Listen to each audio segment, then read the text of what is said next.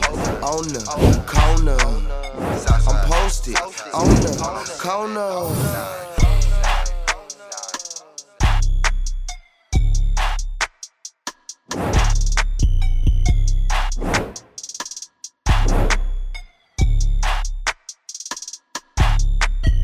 You posted on the corner with Incognito when you get sis DJ Mrs. I got a special guest here today. Tyler, how you feeling? Man, I'm feeling blessed. You know, any day above ground is a blessed one. Okay, first of all, what's How you keeping feeling? you going? I'm feeling good, blessed. Yeah. Okay, looking like I pray. Hey. Okay. So, first of all, before we get started, what's keeping you going? I would say, you know, definitely my family. Mm-hmm. My purpose. You know, it's all connected to God. You know, so for sure, that's all through line. How did you know acting was a lane that you wanted to get into? You know, when it was introduced to me, it was something that I responded to. It was something, you know, and then when it was taken away from me, it was something I couldn't live without. So it's like, you know, over the last 15 years, like compounded, you know, I realized that, you know, this is really my purpose in this life's journey. I feel is that. to, you know, express myself this type of way.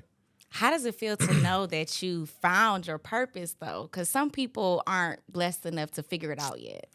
Man, you know, I honestly feel like I really feel like I have so many blessings in life. That is probably, it's arguably my biggest blessing. You know, of course it goes toe to toe with, like, I have kids that I love. I have, you know, I found real love. You know what I'm saying? I love my parents. Like, of course it goes toe to toe, but it, like, you know, it really rivals that. I feel like sometimes that's my biggest blessing is the fact that, like, I found something that I love. I can't live without. I would do it for free. And you know, they you know, I'm able to feed my family off of it. You know what I'm saying? Like that in itself is the blessing. I feel like. Forget the actual question, but that's kind of where it took me. I ain't gonna lie, you answered it. Yeah, for sure, yeah. So, Buried Alive and Survive, child. This movie, I can say I've never seen you in a role like this. I'm usually used to seeing you as a protector or just an all-around cool guy, but actually seeing you in this role was crazy. So, how did you prepare yourself mentally for this type of role? It's the same way I break down any project or any script. You know what I'm saying? Like, I'll look for the juxtaposition first. I look for the contrast and, like, what makes the character human. Because if you look at it on paper, it's easy to judge it. You know what I mean? Right. Because you know, he's going left, but it's like, you know, that's not going to help me bring the truth to the character. So it's like, you know, Victor's contrast is the fact that, like, you know, he's psychotic and he's on and off of his medication for real. And then, you know, on the flip side, he desperately wants to bring his family back together. He loves his wife and he wants her back. You know what I'm saying? So I feel like that's kind of like what I'll connect with first in my preparation, and then it gets super detailed from there. You know, I don't want to bore y'all. Right. I don't want to give too much, no spoiler alerts. But that's why I recently just dropped an artist mentorship program for this exact thing. You know, I was lucky enough to be trained by Larry Moss for the last 15 years. He used to be a professor at Juilliard, right? So he trains the best of the best. Like, I was taught by the best of the best. So it's like, you know, being able to have all that to work with. You know, you come in, you warm your voice up, you warm the physical instrument, you figure out what the given circumstances are in the script. You come with a backstory.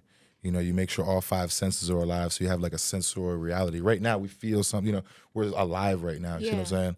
And you figure out what you're chasing in the scene. You figure out what's standing in front, and, you know, standing in the way, and then how you're going to get around it. So many things that go into it. Right. But it's like, you know, so I did detail that in something that I just dropped recently, just because there's been a lot of inquiry about it, not just you. How was it working with Eva? You know what? She was so good. Right. And I was so surprised, just because, like, not that I was expecting anything different, but you never know what you're gonna get when you show up to work. You know what I mean? And it's like, it's not my job to act for somebody else. I'm here, you know, to do my thing. But it's like, when you get somebody that's locked in and can go toe to toe with you, it just creates for, like, it's almost like two very gifted, well trained dancers. It turns into something else. It turns into a duet. I agree. So it was great. Eva was so good. Like I said, seeing the both of you in roles that I've never seen you in, it really showed Yeah. Your resume. It goes deep. Yeah, and it allows us, like, I feel like that for myself, but also for Eva too. Yeah. It's like, on All the Queen's Men, she the boss. You know what I'm saying? She cold. So to see her getting chased like that, and on the opposite side, like I feel like it was good for both of us just to stretch our muscle, our acting muscle, our artist muscle. For sure. What do you feel like was the biggest challenge making this movie?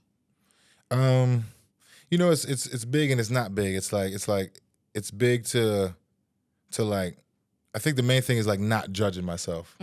Because if you look at it and it's like, wow, well, he's got to do what? And like, damn, during the scene, he's doing what? Like, he's like, damn. I'm telling you, Tyler. Because it's so far from who I am. I'm watching this movie is like, this not the Tyler we know. Even in different roles, even with Diamond and Have to Have Nots, we not used to seeing you like this. It's so far from any of the roles y'all have seen me play, and it's so far from who I am as a person.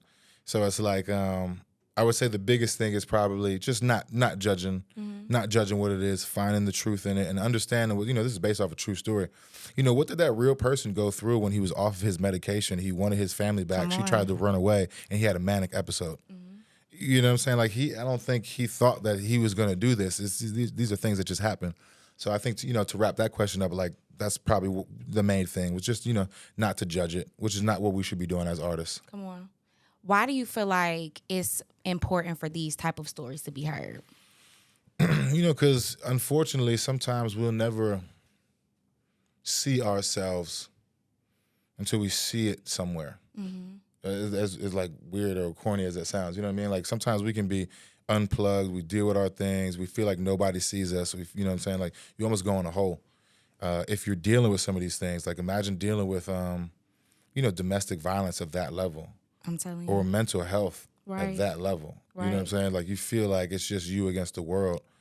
And then, here or there, you may, like, if you just by chance, like, happen to glance up and see, like, see what you may be going through, or a piece of what you may be going through on the screen. It's like in this interesting way, it almost like, I don't know, it like makes you, I feel like it empowers some people. I feel like being seen is something that we all want to feel On all levels. On all levels. So I feel like that's the main reason why it's important to tell a story like this, not to just rehash how bad everything was, but it's like, to show the art, to show what people really went through when they were, going through, all the crazy times, or even when they had their private moments on the screen, like what are the characters actually going through, and then to, exhale, regroup, and then come back and have conversations about it. In totality, it's like, it's important. For sure. How do you find balance with being a dad, being an entrepreneur, and also being an actor and working a lot? Where's your balance come from? Fortunately, it goes back to like the ultimate blessing of like being in this space, being able to chase this, because it's like when you list it, it feels like they're all different, but like the way that it registers to me is all aligned. So it's like it's the same shot. Okay. You know what I'm saying? And it's like, I would say at least for me as a man, it's been it's a hell of a shot to like say like either you're gonna be the man or you're gonna be in a box. There's no in between. And not only are you gonna take that shot, but I'm gonna bring all 80 y'all with me. That boy cold. It's just heavy. You know what I'm saying? It's like it's a heavy weight. Yeah. But I just really feel like I'm aligned with my destiny and I'm aligned with God, and it's what I'm supposed to be doing. I love that. So it's like as tough as it gets sometimes, it's like, there ain't nothing. You gotta get it done. You gotta get it done. I know that's right. What made you want to get in the restaurant business? Having the money slow up. Come on now. Because it's like, we all went through, I've been blessed to be able to go shoot the shot and have it go in. Right. So it's like, I know how to do that. But it's like, even if you're good at something, you're not in control of everything. You know what I'm saying? So it's like we all went through the pandemic. So everything slowed up. We all went, well, not we all, but it's like if you were in the Screen Actors Guild, we all went through the strike. And they really seemed to happen back to back. They both happened for like a year. Well, the pandemic was way more than a year. But it's like it was a substantial amount of time, and it feels like they were less than 2 years apart. So it's like going through that bang, bang, as the provider for everybody. Right. It's like, bro, we gotta diversify. Right. So it's like if it happens again, it's okay to make a mistake. It's not okay to not learn from it. So it's like, with those two, like I don't need a third strike to go out. Right. So it's like while we were down for the strike, I opened up Lepley's. Okay. It was just about diversifying a little bit. I pull up to Lepley's, right? Tampa. Yeah. What's the dish I gotta get? Like, what's your go-to on that menu? And there's so many. There's actually, like, we actually got a really good chef. I would probably say the jerk shrimp and grits. Ooh. Is like, it's just so good. Like, shrimp and grits is a a dish that we all love. But it's like having it our way, but that jerk though. Okay. I tell you, it's something different. Like, you got to get that. I know that's right. So, what is some advice that you have for upcoming actors? Honestly, so I'm gonna give you. All right. So I'm gonna give you something real quick. Mm-hmm. The first thing I want to say is, because I don't want to bore you, we don't have all day. Right. You don't have the time for me to sit here and give you a master class on this, right? But so I just, for anyone who is really interested in how deep it goes, Yeah. to get to this space, because right now we have Buried Alive and Survived coming out this Saturday, 8/7 Central on Lifetime. Mm-hmm. We got Harlem that we finished. Come on with it. We got P-Valley that we're finishing right now. Thank you. Hallelujah. Finally. Top of the year, yeah, finally. Top of the year, we got my first lead in the studio film, Come on. Black, White, and Blue. Congratulations. Thank you. After that, we got R&B, another lead role that I got in a Netflix film. Congratulations. So I'm gonna film that after we wrap P-Valley right now. That's fire. Where we at? We got Goons. Mm-hmm. This will be my first theatrical release, in the theaters. Yes. Film that down in New Orleans. Congratulations. Thank you. We got BMF. On the way. And we got like 3 others I'm producing, right? I need another hand now. Mm-hmm. There you go. So it's like it's not like a braggadocious thing when I list all those. Mm-hmm. It's to say that, like, there's a saying that goes, behind every overnight success, there's 10 years behind it. Mm-hmm. For me, it was more like 15. It's 15 years behind this rollout. Krista Renee said the same thing to me. Krista Renee. Mm-hmm. Yeah, I know Mm-hmm. her. Yeah. So it's like, for the audience, even though, I've been doing it for 15 years, for the audience, for most of the people that don't know me, over this next 12 to 18 months, it's going to be like, damn, where did he just come from? He's listed 9 projects, you know what I'm saying? So it's going down. Yeah. So it's like, to get to this space, you have to be very, like, technically sound. When it comes to, like, you said your skin looks like how you feel, whatever you said, I'm like blessed. that. You're I look blessed, like right? I So it's pray. like, there's lots of things that you bring to your success here, right? You look good, you're able to speak well. There's lots of things in your tool bag. Right. But the thing that keeps you here is the fact that you're very good at your job. Period. See what I'm saying? You have to, so I feel like, the skill set has to be the sharpest tool in the bag. So I just dropped an artist mentorship program to really detail how you get to this space. You see what I'm saying? So it's like, it's just, I always forget what you ask, and I just start answering. How can they get this program? You just go click the link in my bio. I just dropped it today. Yeah, so I just dropped it today. Okay, You what's wanna it see called again? It's I do called wanna see. the artist mentorship program. Artist Mentorship Program. But I was gonna say, we talked about, like, how do we get here? So Yeah. that's so in depth. Go click the link in my bio, and I'm gonna give you all the game. For us right here, right now, I would say that anybody that's trying to, like, start acting that doesn't feel like they are, I don't know, they show up in the scene hot, or you shoot your TikTok, it feels like, I don't know, it just feels bland or whatever. It's like, I would say focus on these 3 things, because this is the tripod of what acting is in any medium. Okay. Commercial, film, TV, TikTok, doesn't matter. You have to go into the scene wanting something. Got to have a need. You got to have what we, in the actor's terminology, we call it an objective. Why are you in the scene? If this was a scene right here, why are you here? Right. Well, because you had a quota, you had to get this, you know what I'm saying? Like, you had to meet whatever it is. So we're chasing something first. It's the first part of the tripod. Second thing you got to identify is, what is the obstacle? What's standing in the way of getting what you want, right? Because this creates for the conflict. Right. Now we're watching something. Okay. The third thing is that you have to establish is, like, what we would call your intentions, or your way of getting around it, because we still got to get it. Right. I don't care what's in the way. I'm getting it. Of course. This is what makes people start rooting for villains. Why are they rooting for them? It's because the actor identified everything. And it's going like, hard. see what I'm They saying? going in. That's how they're going hard. Yeah. So it's like it's just a you know, you got to have the technique to be able to do these things. And it's like, you know, anybody who's listening right now, that's the first little piece, you know, first little nugget I'll drop on you. Make sure you identify those three things, because this creates for the conflict and the arc. What is something that you feel like people might get wrong about you? I don't know. What do we get wrong when we judge a book by its cover? I think a lot. A lot. I'll probably say people get a lot wrong about me, and I notice it all the time. Like some of my good friends, like some of my best relationships in life have told me that. They say, "Damn, dog, like I had no idea you was gonna be like this." You know what I mean? Like Type. I had no idea you was on this. You know what I mean? Because when I saw you, I thought you was, you know what I mean, X, Y, Z, and that's a personal thing. Like if you're gonna judge a book by the cover, that's a on personal you. issue. It's on you. Yeah. I feel that. You're a music lover. Yeah. So if you had to go on a road trip, you could only take 2 albums with you. Only 2 albums to get you through this road trip. 1 album there, 1 album back.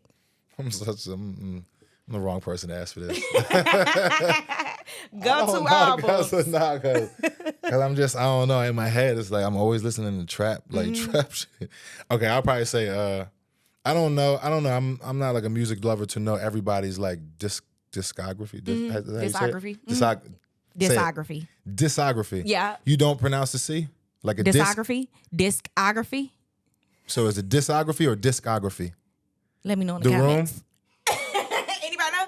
It's discography. It's gotta be. Now I'm saying it wrong. All right. So I don't know the discography. Okay. But I'm just gonna choose the artist. Okay. I'm gonna say on the way to Vegas, I'm gonna listen to probably some Dirty Sprite or some Future. I'm going up. Get you there. On the way back. Okay, on the way back. Whew. On the way back, I might have lost something. Vegas, I'm coming You back. in your head now. Feelings a little bit. Yeah. I'll probably go a little Summer Walker on the way back. Okay. Yeah. Get you in your feels. In my house when I tell real. Alexa to. Oh, all right. And I got it to an honorable mention. Okay. On the way there, Okay. it's interchangeable. It might be Boss Man D-Lo. Boss Man D-Lo tearing the streets up. Yeah, I that's what I'm can't saying. lie. So it's like my old school is like Future. Right now, I be listening to Boss Man. So that's my turn up. And then, Summer always gonna give me that other side. I know that's right. Now you've dropped some music before, right? Yeah, once upon a time. Once upon a We time. were just listening to it in the other room. So are you gonna get back in that bag when all the 20 movies you get done with are done? Maybe, probably from the other side. You want to produce? Yeah. Probably, I might, we talk about signing some people. My boy has a record label. I might get into that side of it. I might come up. I might create the track listing for the film or something like that. I think as a rapper, you know what I'm saying? Right. Like, I'm just not feeling no more. It's the same thing with I had a Lamborghini for a while. Okay. I wanted the Lambo so bad. You know what I'm saying? Once you got it, I got it and obtained it. drove it like 3 times. And I got 3 kids. My girl don't like getting this low. It's like I don't even use it. So I switched it up for the Range Rover. So It's just you know what I'm saying? Like it's not really about it's not about scaling down. It's just about who am I? Like I got a plain Jane on. Like I'm 37 now. You know what I'm saying? So it's like I do have the same loves, but it's just from a different space now. For sure. Yeah. If you could go back in time and talk to young Tyler, what advice do you have for him? You right on track. Period. And that's the thing that we got to understand. It's like we want it to happen in our time. It's like it's in God's time now. Like it's God's timing. So it's like I wanted this 8-pack to drop 10 years ago. You know what I mean? But it's just like it's not time then. It's not time then. If you could step outside of yourself and give yourself advice right now, what's some advice that you have for yourself? You on the right track. Period. I just feel like everything's happening right now at the right time. Like it's just like I feel like I'm in the right space. But even a couple months ago, I had times where I was kicking myself in the ass about some things. You know what I'm saying? So it's like the ups and the downs. Like if you really both feed in this thing, giving your best effort, I don't feel like there's any way you can lose. I don't think anybody that's really given everything they truly have has ever lost. I feel like if you lose somewhere along the way, you may give up. Not saying that's people get dealt crazy cards. I'm not talking about anybody's experience, but I just feel like I feel like we're all in the right space as long as we really feel it. Like that internal, that our heart is our internal compass. It's like if you feel like you're in the right space, you're in the right space. So like I would probably say that. Matter of fact, okay, here's what I would say. Okay. I would say triple down on everything you're doing. Okay. If you feel like you're in the right space right now, bet the house on it. I fucks with that. Bet on yourself. Bet the whole motherfucker on it. Yeah. I know that's right. I'm bringing it down. I'm splitting them. I'm double down. Okay. Double down. Split them again. I'm gonna split the ace 3 times. I know that's right. So Yeah. I like to give artists their flowers when they come. I was introduced to you from Haves and Have Not. Oh, day one. You've been doing your thing. Thank you. Ever since then. Keep going. You are an amazing person for what we see, an amazing father. You're a businessman, and you just constantly keep going, and we love to see your growth, and we can't wait to see all of these 20, 30, 40 more years we got with you. Yes, ma'am. Thank you So for we that. appreciate you, Tyler. appreciate Thank you for that. everything that you do for us. Oh, that's love. Okay, Appreciate yeah, you. that's so special. Appreciate you. You posted on the corner. Yeah, we posted, Nick. Posted on the corner.